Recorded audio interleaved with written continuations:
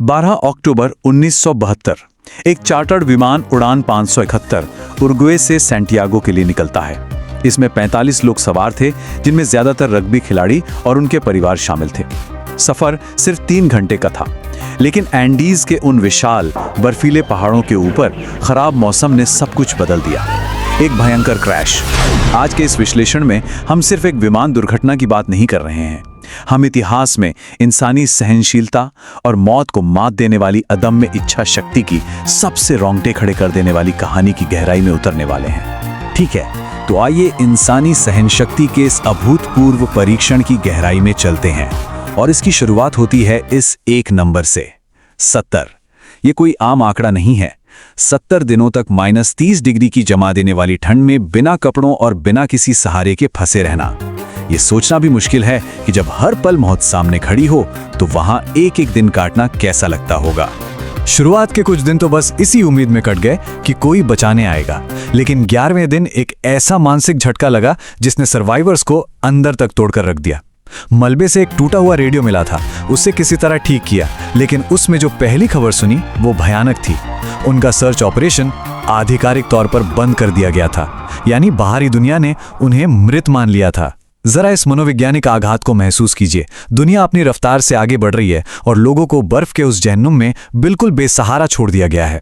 उन शुरुआती हफ्तों में उम्मीदें किस तरह एक एक करके टूटी, ये देखना वाकई दिल दहलाने वाला है। 13 अक्टूबर को क्रैश होता है। सिर्फ 8 दिन बाद 21 अक्टूबर को खोज रोक दी जाती है। और फिर जैसे इतना काफी नहीं था, 29 अक्टूबर को एक और प्राकृतिक आपदा टूट पड़ती है। एक भयानक हिमस्खलन या एवलांच ये उस टूटे विमान को भी पूरी तरह बर्फ में दफन कर देता है, जो उनका एक लौता आसरा था। आइए आगे बढ़ते हैं और देखते हैं कि कैसे ये चीजें उनकी स्थिति को पूरी तरह से असंभव बना देती हैं। ये जगह कोई आम पहाड़ नहीं थी।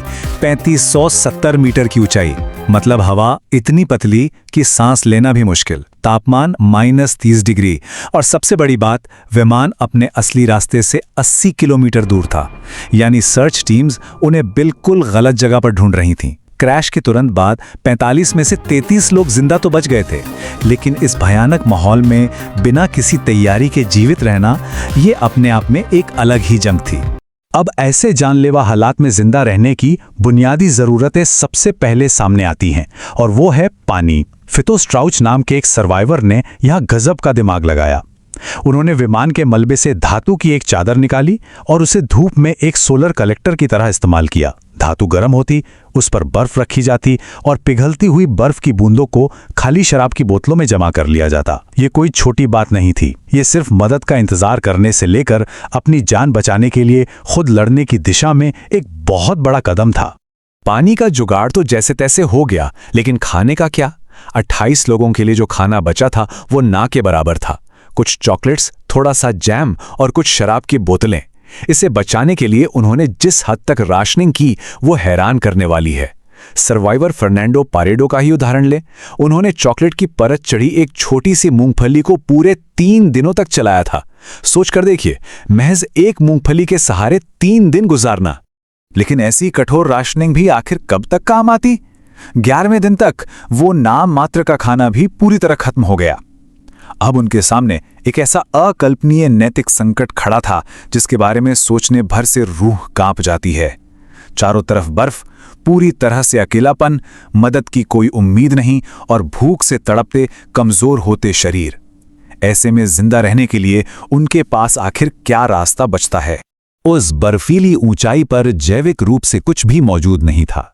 कोई ऐसा पेड़ पौधा या जानवर नहीं जिसे खाकर जान बचाई जा सके। हताशा का आलम यह था कि लोगों ने विमान की सीटों में भरी रुई और उसके चमड़े को खाने तक की कोशिश की, लेकिन जाहिर है इससे वे और ज्यादा बीमार पड़ गए।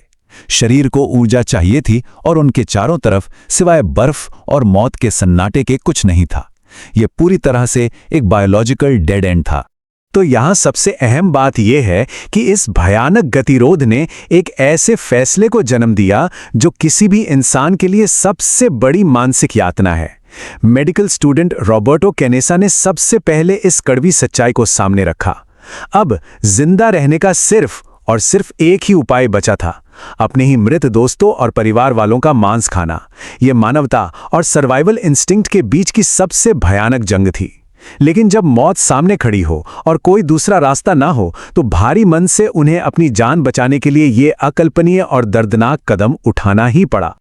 अभी वे लोग इस मानसिक और शारीरिक आघात से संभल भी नहीं पाए थे कि प्रकृति ने एक और जबरदस्त प्रहार किया। 16वें दिन रात के समय अचानक हुए उस हिमस्खलन ने विमान के बचे खुचे हिस्से को बर्फ से भर दिया। 8 और लोगों की दम घुटने से दर्दनाक मौत हो गई। अब सिर्फ 19 लोग जिंदा बचे थे और उन्हें अगले 3 दिनों तक उसी तंग, खुपंधेरे और बर्फीले हिस्से में अपनों के शवों के साथ फंसा रहना पड़ा। उस एवलांच के बाद जो लोग बचे थे उन्हें समझ आ गया था कि यहां बैठकर सिर्फ मौत मिलेगी। अगर जिंदा रहना है तो खुद बाहर निकलकर मदद लानी होगी। लेकिन यहां एक बहुत बड़ी जानलेवा तकनीकी गलतफहमी थी। क्रैश से ठीक पहले को पायलट को लगा था कि वे कुरिको पार कर चुके हैं और चिली के हरे भरे सुरक्षित इलाकों के बिल्कुल करीब हैं। लेकिन क्रूर वास्तविकता क्या थी?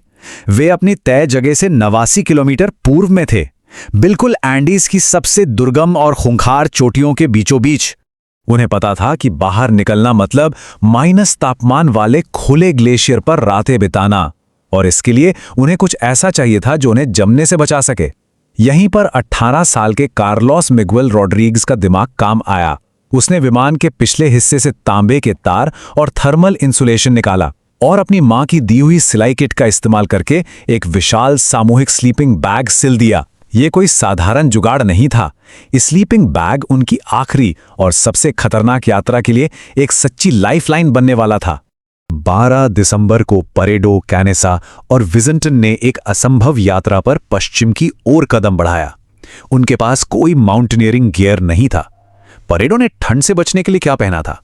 3 जीन्स, 1 टी-शर्ट के ऊपर 3 स्वेटर और मोजों की 4 जोड़ियां, और पैरों को जमने से बचाने के लिए उन पर बस प्लास्टिक के शॉपिंग बैग लपेट लिए थे। सोचिए, पहाड़ों की सबसे खतरनाक चोटियों से टकराने के लिए उनके पास बस यही था। यह बिल्कुल मौत के मुंह में कदम रखने जैसा था।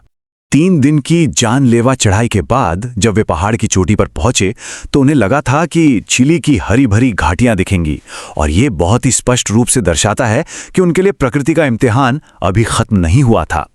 परेडो और कनीसा ने जब सामने देखा तो क्षितिज तक चारों तरफ 360 डिग्री सिर्फ और सिर्फ बर्फ से ढके पहाड़ ही पहाड़ थे।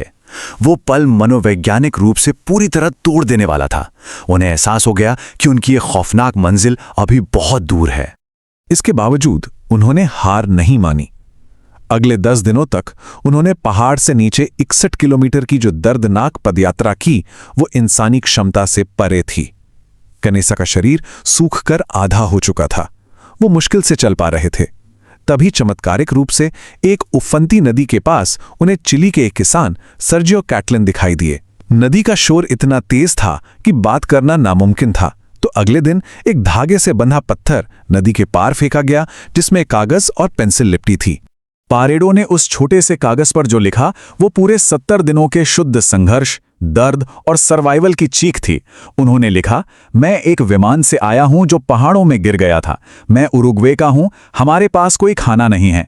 हम बेहद कमजोर हैं। हम और नहीं चल सकते। आप हमें लेने कब आएंगे? ये सिर्फ कुछ शब्द नहीं थे। ये मौत को चकमा देकर लौटी जिंदगी की पुकार थी, जिसने आखिरकार बाहरी दुनिया से संपर्क साध लिया था। उस एक पर्ची ने सब कुछ बदल कर रख दिया। किसान सर्जियो ने बिना वक्त गंवाए 10 घंटे घोड़े पर सवारी करके पुलिस को खबर दी। इसके बाद रेस्क्यू ऑपरेशन बिजली की तेजी से चला। 20 दिसंबर को नदी के पार वो पहला संपर्क हुआ था और 22 दिसंबर तक सेना के हेलीकॉप्टर उन दुर्गम और खतरनाक चोटियों को चीरते हुए पारेडो के दिशा निर्देशन में सीधे क्रैश साइट पर पहुंच गए। जब रेस्क्यू पूरा हुआ तो बर्फ के उस जहन्नुम से कुल 16 लोगों को जिंदा निकाला गया। भीषण कुपोषण, डिहाइड्रेशन, हड्डियां जमा देने वाली ठंड और ऊंचाई की जानलेवा बीमारी के बावजूद वे डटे रहे। उन्होंने वो कर दिखाया जो विज्ञान और इंसानी समझ के परे था, और इसीलिए दुनिया इस ऐतिहासिक घटना को महज एक त्रासदी नहीं बल्कि एंडीज के चमत्कार के नाम से याद करती है। ये पूरी कहानी हमें बिल्कुल अवाक कर देती है और एक बहुत गहरे सवाल के साथ छोड़ जाती है। जब सब कुछ खत्म हो जाए, जब प्रकृति की हर ताकत आपके खिलाफ हो, तब वो कौन सी चीज है जो इंसान को हार मानने से रोकती है? उड़ान 571 का ये 70 दिनों का संघर्ष हमें सोचने पर मजबूर करता है कि इंसानी सहनशक्ति की कोई सीमा नहीं है। ये इस बात का सबसे बड़ा सबूत है कि हमारे भीतर जीने की जो अटूट इच्छा शक्ति है, उसे कोई पहाड़, कोई बर्फ और कोई भी तूफान कभी नहीं हरा सकता।